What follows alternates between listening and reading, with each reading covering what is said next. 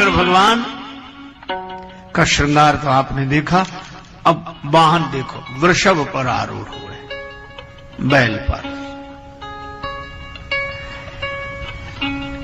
किसी ने कहा कि बाबा ये सवारी मिली आपको, बैल? क्यों? अरे महाराज, जिनके पास साइकिल होती है वो भी शादी वाले दिन किसी की कार मांग लेते हैं। ये थोड़े कि साइकिल से ही जाएंगे।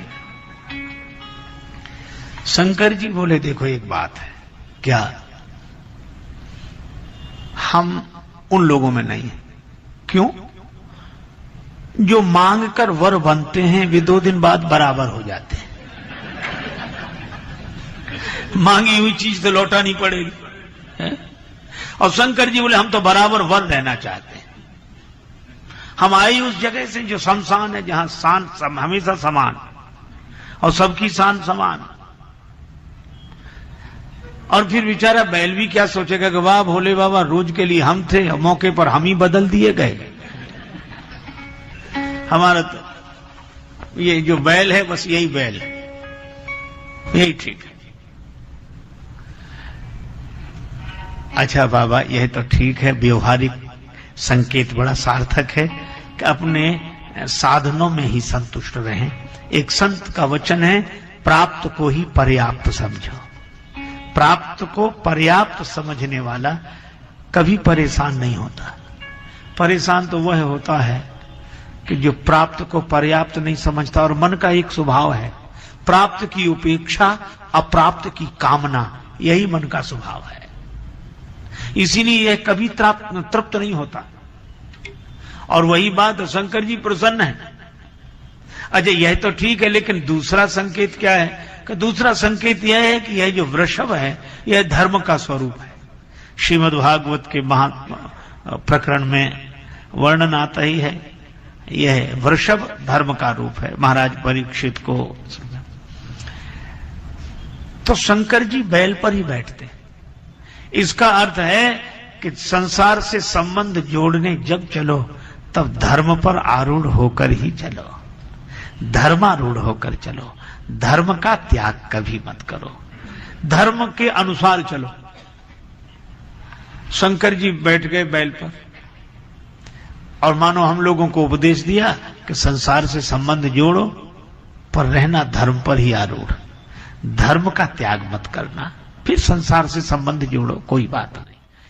पर एक संत कह रहे थे कि शंकर भगवान बैल पर भी बैठे तो सीधे नहीं, उल्टे। जिधर बैल का मुख था उधर पीठ, जिधर बैल की पूंछ थी उधर मुख। और यह संकेत श्री तुलसीदास जी इस तरह से देते हैं, बर बोरा बर बोरा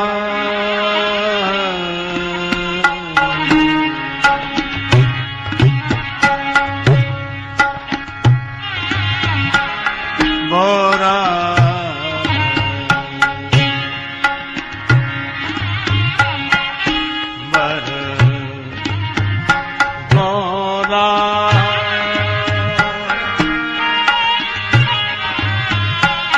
बस है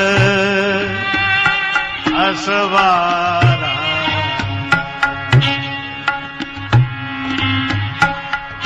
बर बोला बस असवारा बर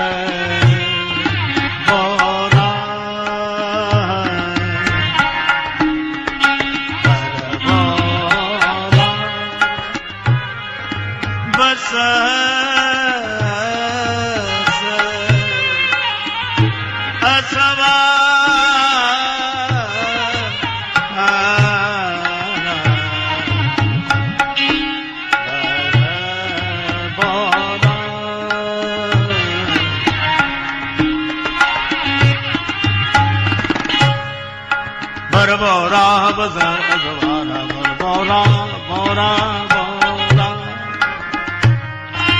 बरबौरा बरबौरा बरबौरा।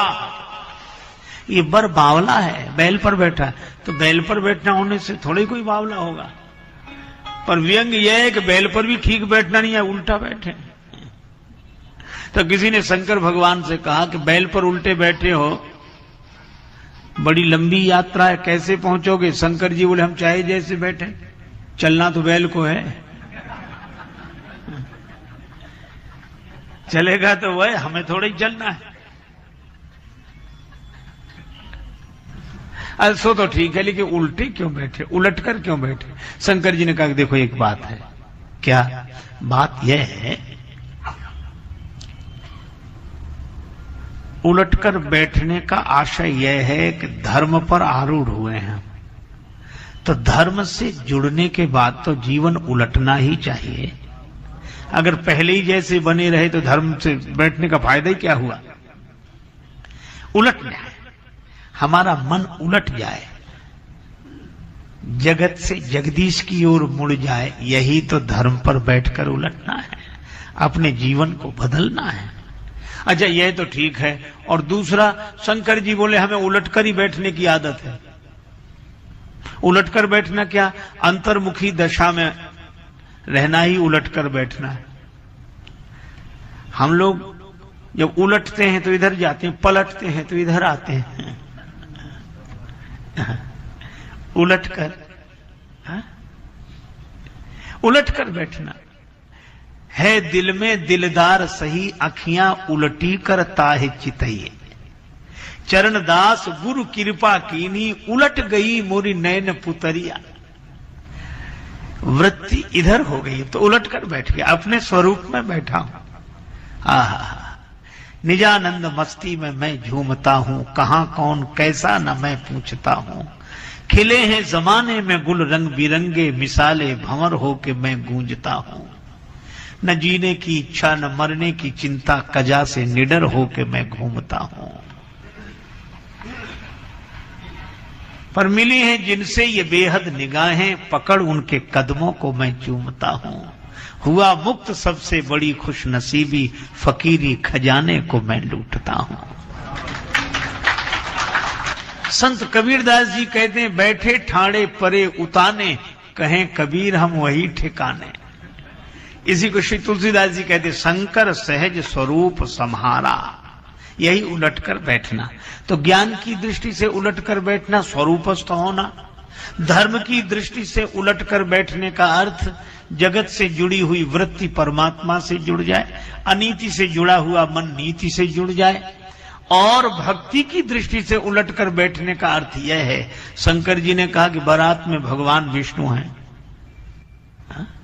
भगवान विष्णु हैं और भगवान विष्णु के साथ अन्य देवता हैं। हम बैल पर बैठकर सीधे बैठ जाएं, इधर चलें और पीछे आ रहे भगवान, तो भगवान की ओर से पीठ हो जाएगी। तो ऐसा सीधा बैठना किस काम का, भगवान की ओर से पीठ हो जाए।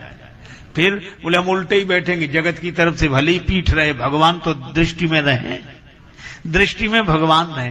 अच्छा लेकिन एक बात है, क्या भगवान को देखने के लिए जगत से पीठ कर ली और नाता जगत से ही जोड़ने जा रहे हैं, तो जिससे नाता जोड़ रहे उसी की तरफ पीठ, तो भगवान को देखने का फल क्या? शंकर जी ने कहा बस यही जगत से संबंध जोड़ने की कला है। क्या का संबंध जगत से जोड़ें और दृष्टि में भगवान को रखें, तो ये संबंध सार्थक हो जाएगा, धन्य हो जाएगा। देवता बोले हमें तो कुछ समझ में आता नहीं। भगवान विष्णु ने कहा, देवताओं तुम्हारे बिना कोई विवाह नहीं होता। ऐसा दूल्हा आज तक देखा? बहुत विवाह देखे होंगे। देवताओं ने कहा कि आज तक नहीं देखा। तो भगवान विष्णु व्यंग करते हुए बोले, तो दूसरे के गांव में जाके अपनी हंसी कराओगे कि दूल्हे के लायक एक भी बाराती नहीं। व्यंग यह था कि दूल्हा है ही नहीं बारात लायक। पर व्यंग कहा उल्टे ढंग से कि दूल्हे जैसा न हो तो कम से कम दूल्हे से मिलता जुलता एक तो बाराती होता। और शंकर भगवान तो ऐसे दूल्हा है कि भगवान तक इनकी बराबरी नहीं कर पा रहे। तो क्या करें? भगवान विष्णु ने कहा कि देखो हंसी न कराना हो, अपनी अपनी हंसी न कराना हो तो अलग हो जाओ। ठीक है, अब भगवान तो विनोद कर रहे थे, अलग हो गए। पर शंकर जी, एक अजीब बात है, शंकर जी पर हंस रहे थे भगवान और देवताओं को भी हंसा रहे थे, देखो ये। लेकिन अद्भुत है शंकर भगवान कि जब उन पर भगवान हंसने लगे और भगवान हंसी कराने लगे उनकी, तो शंकर जी भी हंसने लगे। श्री तुलसीदास जी महाराज लिखते हैं, मन ही मन महेश मुस्काही। आहा, ये सामान्य दशा नहीं है। अपनी हंसी उड़ाने के लिए लोग तैयार हों तब अपने को भी हंसी आ जाए, यह तो जीव के बस में नहीं, यह तो शिव ही ऐसी लीला कर सकते हैं। क्यों? किसी ने कहा ये देवता आपकी हंसी उड़ा रहे हैं और आप भी अपनी हंसी पर हंस रहे हो। शंकर जी बोले इसलिए हंस रहे हैं कि ये देवता अपने मन से हंसी नहीं उड़ा रहे हैं, भगवान का मन शामिल है। तो अगर हमारी हंसी उड़ाने में भगवान की इच्छा शामिल है तो हम भी क्यों ना हंसें और ये सोचें कि हमारी न चले तुम्हारी तो चले। हरम के पुजारी हरम चाहते हैं, करम के पुजारी करम चाहते हैं, न खुशी चाहते हैं न गम चाहते हैं, जो तुम चाहते हो सो हम चाहते हैं। रह गए अकेले, सबने साथ छोड़ दिया।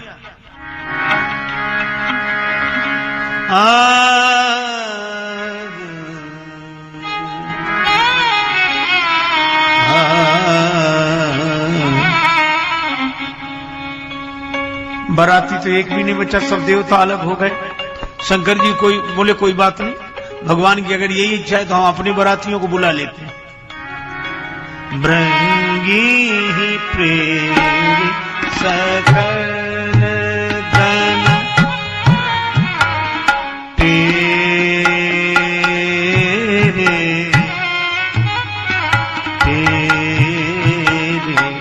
भृंगी प्रेम सकल।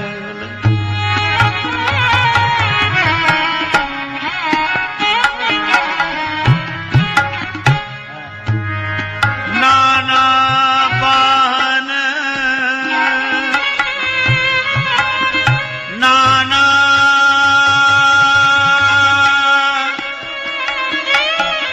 बेखा बेखा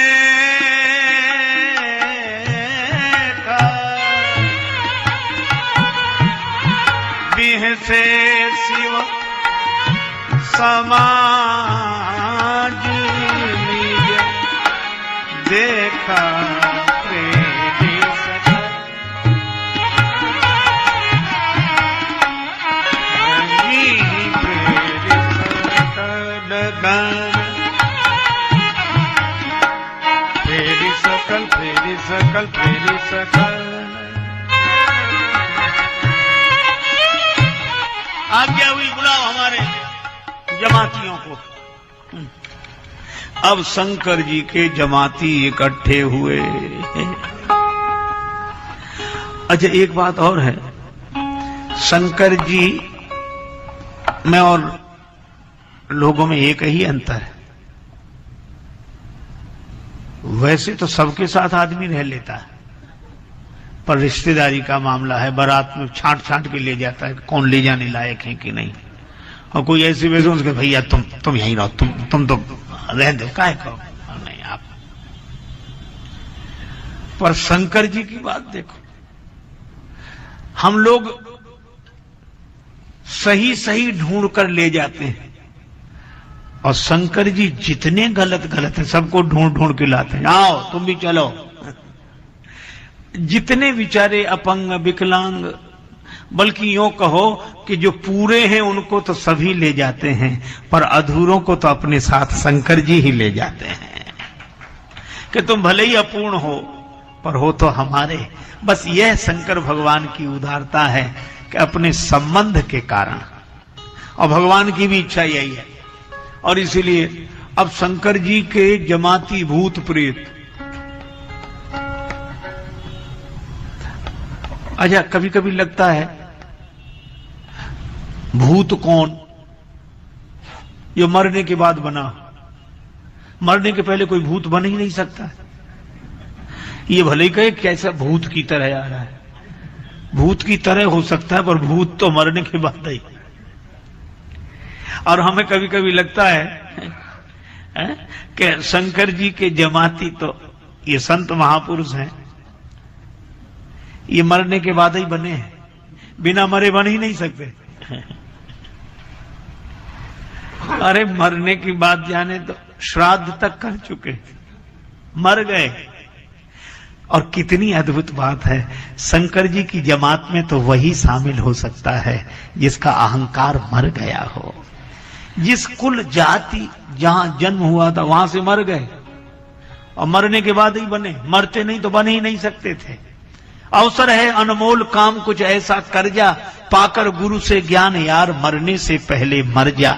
अपने घट में बैठ निरंतर नहीं किसी के घर जा, सीता राम नाम सुमिरन कर भव सागर से तर जा। एक बार एक महात्मा के पास एक सज्जन गए, राजा थे, बड़े आदमी थे, रजोगुणी वृत्ति थी, अहम भाव भी था। कहने लगे नंबर 1 का सौभाग्य हमें बताओ, क्योंकि मैं इस देश का राजा हूं। नंबर 2 का चाहे जिसे बताना। महात्मा हंसने लगे, कहा कि नंबर 1 का सौभाग्य तो निकल गया है, तुम देर में आए, नंबर 2 का बचा है। राजा बोला नंबर 1 का सौभाग्य क्या था जो निकल गया, और नंबर 2 का जो बचा हो सो बताओ। महात्मा बोले नंबर 1 का सौभाग्य तो यह था कि तुम पैदा ही ना हुए होते। ये नंबर 1 का सौभाग्य कि तुम जन्मे ना होते, जन्म ही ना हुआ होता, नंबर 1 का सौभाग्य। राजा कुछ समझाने और बोले नंबर 2 का। महात्मा बोले जितना जल्दी से जल्दी हो सके मर जाओ। राजा को कुछ समझ में नहीं आया, उठकर चला गया। पर यह अटपट ज्ञान कबीर का झटपट लखा न जाए, जो यहाँ को झटपट लखे सब खटपट मिट जाए।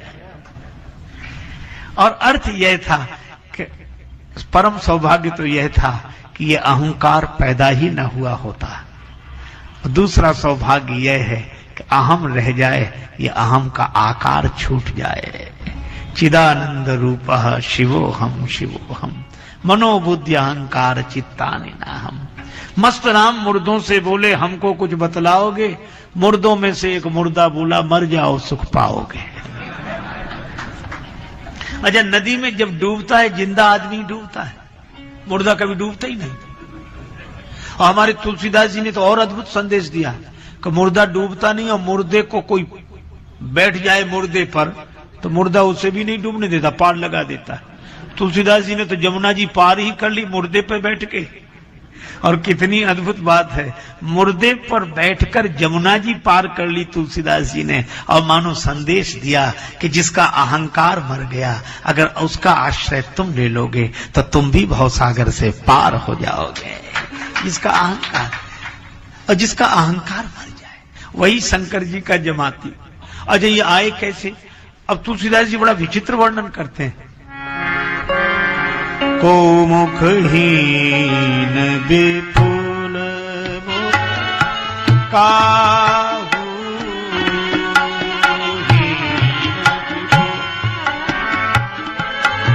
विपुल मुख काहू विपुल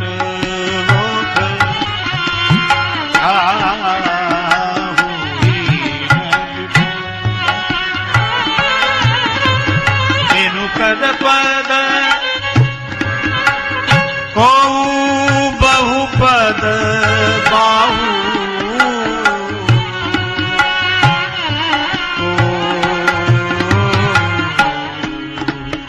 मुखहीन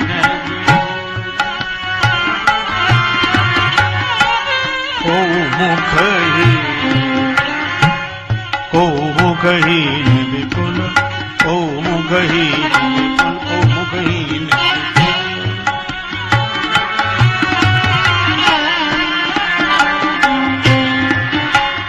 मुख काहू को मुखहीन विपुल हीन विपुल हीन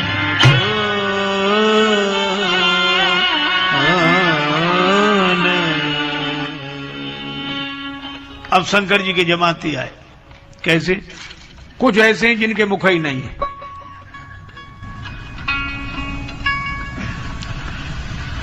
मुख माने मुख्य सांप ही है, इतना इतना हिस्सा ही नहीं, केवल धड़ ही धड़ धड़ाता चला आ रहा है। हम भी चलेंगे को मुखहीन। और कुछ ऐसे बराती हैं जिनके मुख ही मुख हैं, अगर वो नमस्कार भी करें तो यही पता न लगे किस मुख से बोल रहे हैं।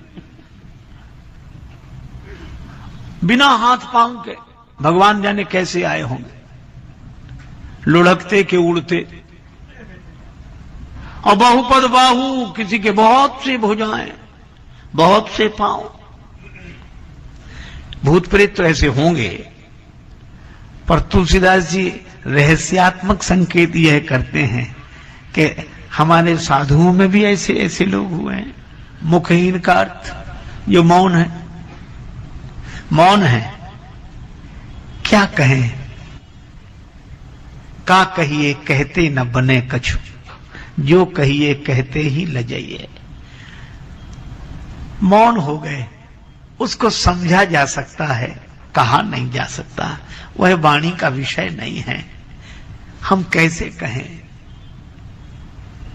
कबीरदास जी कहते हैं, मन मस्त हुआ तब क्या बोले, हीरा पायो गांठ गठियायो, बार बार बाकू क्यों खोले। क्या खोले? मन मस्त हुआ तब क्या बोले। ये मौन है, यही बिना मुख के को मुखहीन। और विपुल मुख काहू कौन? जिनके एक मुख से अनेक मुखों की वाणी निकले। आप महापुरुषों के व्याख्यान सुनते हैं, व्यास जी ने यह कहा, सुखदेव जी ने यह कहा, वाल्मीकि जी ने यह कहा, तुलसीदास जी ने यह कहा, शंकराचार्य जी ने यह कहा, श्री रामानुजाचार्य जी ने यह कहा, श्री वल्लभाचार्य जी ने यह कहा, और उन संत ने यह कहा, उन गुरुदेव ने यह कहा। एक मुख से अनेक मुखों की वाणी निकल रही है, ये विपुल मुख का हो। को मुखहीन कोई है जो अपनी उपस्थिति से ही उपदेश दे रहे हैं, वे मौन हैं। और कोई ऐसे हैं जो अनेक मुखों की वाणी एक मुख से सुना रहे, विपुल मुख काहू। और बिनु कर पद, बिना हाथ पांव के कौन? जिनका देहाभिमान गलित हो गया। हमारे न हाथ हैं न पांव हैं, क्योंकि हम शरीर नहीं हैं, शरीर में हैं, पर शरीर देह हम भी नहीं, देह तुम भी नहीं, देह हम भी नहीं, देह तुम भी नहीं, देह में हम भी हैं, देह में तुम भी हो। देह देह हम भी नहीं, देह तुम भी नहीं, देह में हम भी हैं, देह में तुम भी हो। देह तो गेह है यात्रियों के लिए, गेह में हम भी हैं, गेह में तुम भी हो। तुम समझते स्वयं को देह अभिमान से, तुम स्वयं को समझते देह अभिमान से, हम स्वयं को समझते हैं गुरु ज्ञान से। तुम अहम में टिके, हम स्वयं में टिके, रुकते तुम भी तो हो, रुकते हम भी तो हैं। तुमको दुर्जन मिले, हमको सज्जन मिले, तुम विषयी बने, हम विरागी बने। चाम से तुम जुड़े, राम से हम जुड़े, नेह में तुम भी हो, नेह में हम भी। तुम समझते हो सब कुछ है इंसान का, हम समझते हैं सब कुछ है भगवान का। बल जगत का तुम्हें, हमको जगदीश का। फूलते तुम भी हो, फूलते हम भी हैं। देह तुम भी नहीं, देह हम भी नहीं। एक संतों से सुना हुआ वाक्य सभी जानते हैं। देह को मैं मानना सबसे बड़ा यह पाप है। सब पाप इसके पुत्र हैं, यह पाप का भी बाप है। आप भोले बाबा वेदांत छंदावली में संत श्री भोले बाबा जी महाराज हरिद्वार, ऐसी विरल विभूति सरल हिंदी के पद्यों में वेदांत के उन वाक्यों का भावानुवाद बहुत है। यह देहाभिमान जिनका गल गया, वे देह नहीं है, तो जब वे शरीर ही नहीं है तो हाथ पांव उनके कैसे हुए? ना हाथ उनका ना पांव उनका। यही बिनु कर पद, ये शंकर जी के जमाती हैं जो बिना हाथ पांव के हैं, क्योंकि जिसके हाथ पांव हैं वो है नहीं, वो और वो हो नहीं सकते जिसके हाथ पांव हैं। तो जब वे वो नहीं हो सकते जिसके हाथ पांव हैं, तो हाथ पांव उनके कैसे हो सकते हैं? ये बिनु कर पद। लेकिन बहुपद बाहु, बहुत से हाथ बहुत से पांव। स्वामी श्री विवेकानंद जी का व्याख्यान हुआ। उन दिनों श्री स्वामी राम तीर्थ जी प्रोफेसर तीर्थ राम थे, उनका 3 दिन व्याख्यान सुना उन्होंने जी। और स्वामी विवेकानंद जी को बुलाया भी उन्होंने, आयोजन भी उन्होंने ही कराया।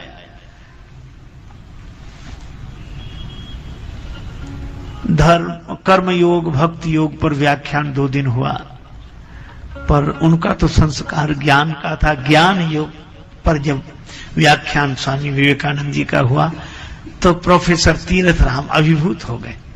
पर क्या दें, कुछ उपहार देना चाहते थे, हाथ में घड़ी थी, वही उतार कर दी कि स्वामी जी मैं आपको यह दे रहा हूं उपहार, घड़ी। स्वामी जी ने उनका मन रखने के लिए हाथ में घड़ी बांधी और बोले बहुत अच्छे है, तो आप पहनेंगे ना? हाँ पहनूंगा। पर घड़ी खोली और प्रोफेसर तीर्थ राम के हाथ में बांधते हुए बोले आज से मैं अपने इस हाथ में घड़ी बांधूंगा, आज से मैं अपने इस। यह है कि सभी हाथ पांव उनके हैं, क्योंकि सब में वही ऐसा अनुभव जैसे सब में मैं ही मैं हूं। व्यास जी पुकार रहे हैं शुकदेव जी को, हा पुत्र लौट आओ। यम प्रव्रजंत मनपीत मपीत कृत्यम द्वयपायनो विरह कातर आजुहावो। पुत्रेसि तन्मयतया तरवोभिने दुस्तम सर्वभूत हृदयम मुनि मानतोस्मि। जिनकी ओर से वृक्ष उत्तर देते हो, मानो सब में उनकी सत्ता है। इसी तरह जो सब में अपनी सत्ता का आत्मवत सर्वभूतेषु ही नहीं, उनको लगता है सब में मैं ही हूं। यही बहुपद बाहु, बहुत से हाथ उनके, बहुत से पांव उनके। यह शंकर जी की जमात। और कितना अद्भुत संकेत है कि सदगुरु का वह स्वरूप है कि उस परमात्म सत्ता से अभिन्नता। तो उनके जमाती भी ऐसे ही होंगे जो देह भाव से ऊपर उठ गए हैं। अब ये शंकर जी की विलक्षण बारात। अब यह तो अंतरंग रहस्य है, लेकिन बाहर का रंग रूप भी तो देखो। नाचहि गावहि गीत गीत,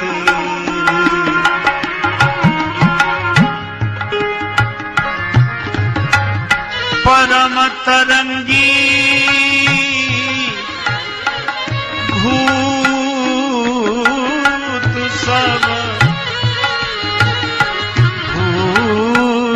सब बोलहि अति विपरीत,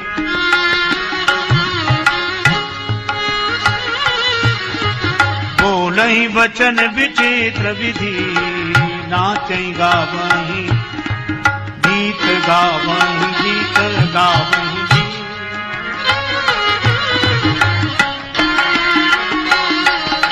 नाचहि गावहि गीत परम तरंगी भूत सब गावहि।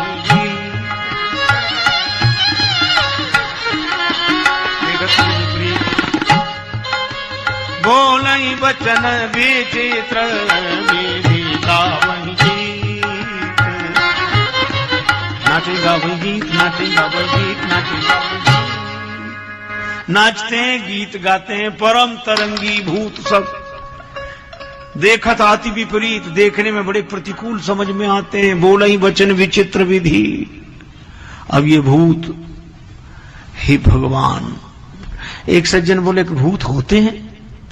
हमने कहा ये उन लोगों से पूछो जो शोध करते हैं, होते होंगे। कुछ लोग कहते नहीं पक्के होते हैं महाराज, कुछ लोग कहते नहीं भ्रम है।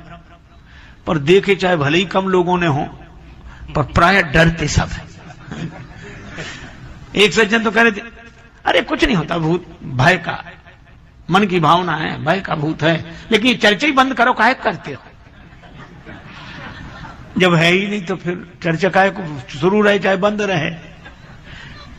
समझ लो सबसे ज्यादा यही डर रहे हैं। लेकिन एक बात है, 5 भूत तो हम सबको लगे हैं। क्षितिजल पावक गगन समीरा, पंच रचित अति अधम शरीरा।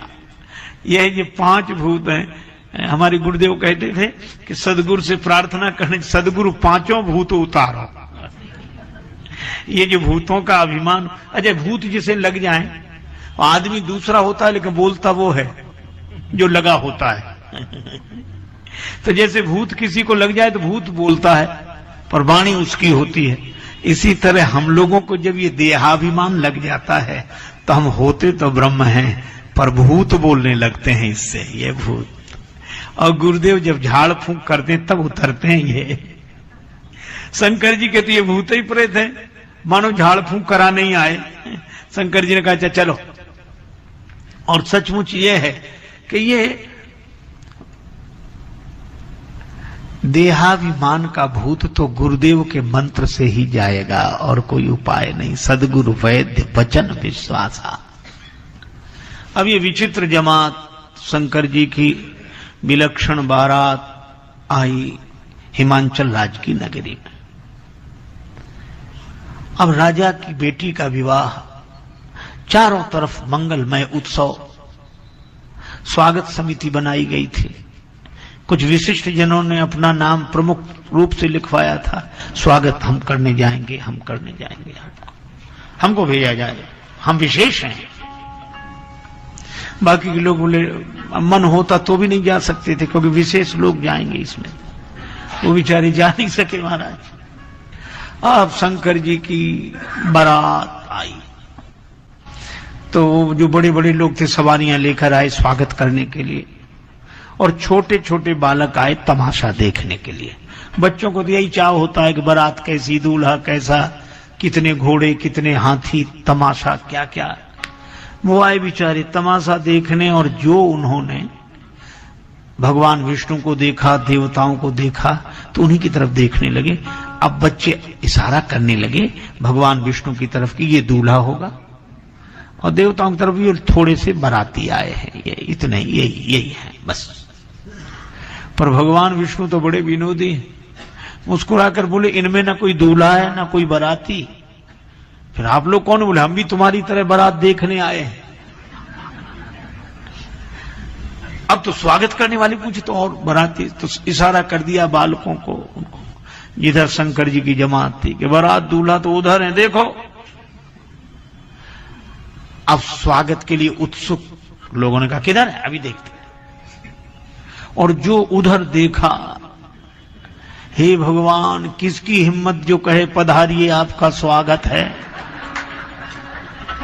कौन माला पहनाए, कौन तिलक लगाए, कौन हाथ जोड़ के कविता सुनाए, क्या आज हमारे भाग्य खुल गए, जो मेहमान आए हैं द्वार पर पधारे हैं, और आपके रूप में तो भगवान आ गए। कौन कहे?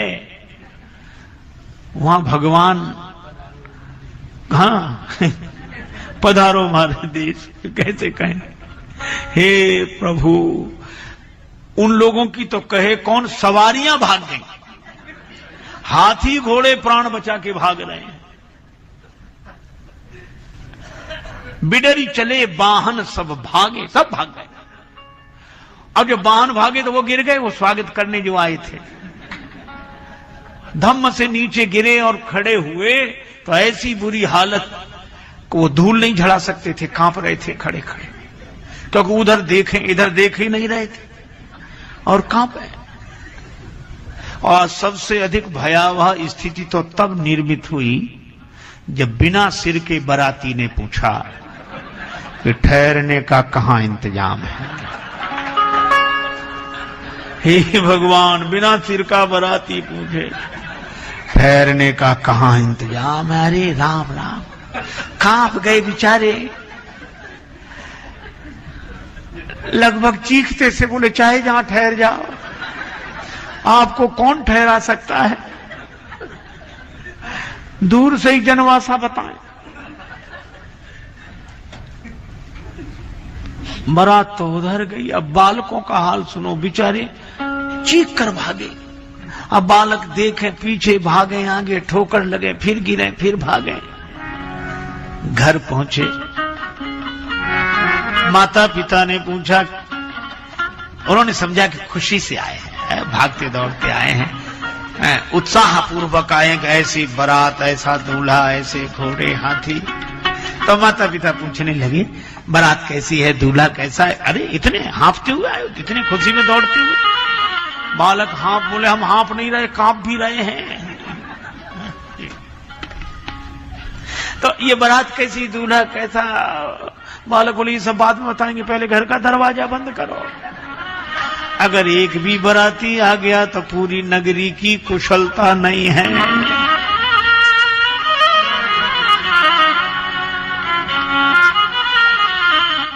एक संत का लिखा हुआ पद है, अरे बाप रे बाप, विकट विकट भूत प्रेत, विकट विकट सांप। अरे बाप रे बाप, विकट विकट भूत प्रेत, विकट विकट सांप।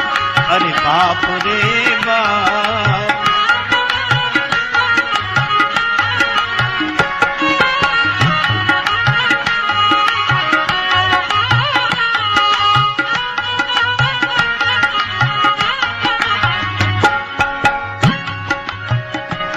अरे बाप रे बाप,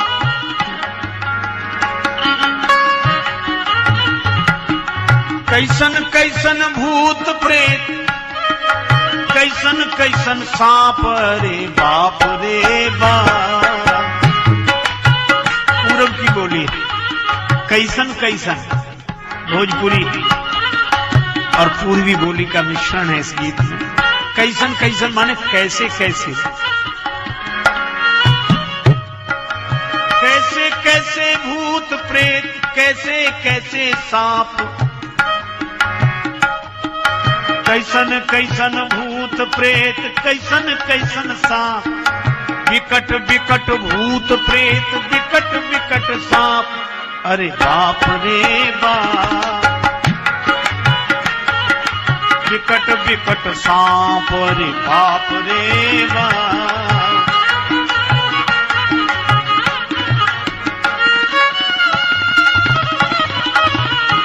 बालक डर से कांप रहे थे, माता पिता की गोदी में गिर गए। मां ने अपनी गोद में बिठा लिया बालक को, साड़ी का आंचल मुख पर डाल दिया। डर नहीं बेटा, लग जा। क्या बात क्या बात। माई बाबू बूझे लगिलन,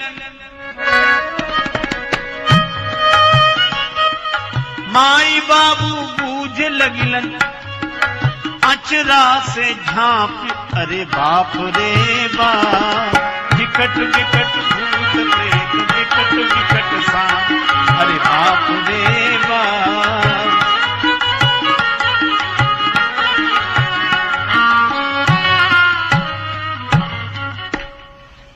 हाँ, भूत प्रेतों का वर्णन। मां बाप पूछ रहे हैं, मां अपने अंचल से छिपा कर पूछ रही है। भोजपुरी भाषा के बड़े रस सिद्ध भक्त कवि थे ये संत, बड़ा सुंदर वर्णन किया। बालकों की दशा क्या, कोई करे भय से, बता तो पावे नहीं। भाई इतने के भूत सांप बस, और कुछ बोल ना पावे। डर के मारे ऐसी हालत। कोई करे भय से विलाप और प्रलाप, कोई करे भय से विलाप और प्रलाप, और कोई बाल, कोई करे आंखी मूंद, कोई करे आंखी मूंद, राम नाम जाप रे बाप रे बाप।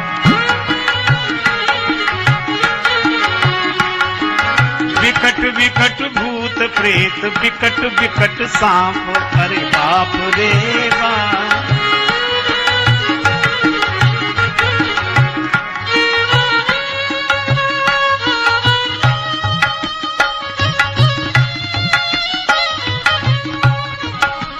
बाप रे बाप, विकट विकट भूत प्रेत, विकट विकट